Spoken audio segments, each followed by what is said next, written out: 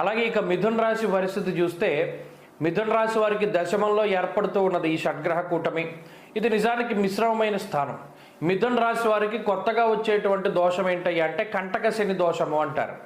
ఈ కంటక శని దోషంలో దశమంలో శని, అలాగే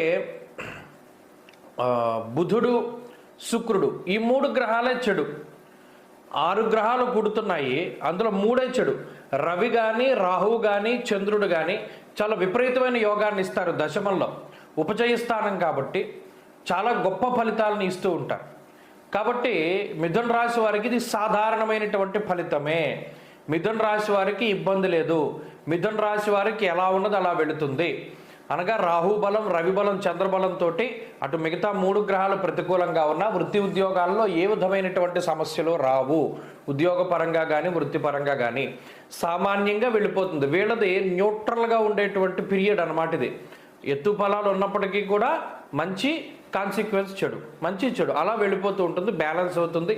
ఏమీ ఇబ్బంది పడవలసినటువంటి అవసరం లేదు ఈ మిథున రాశి వారు.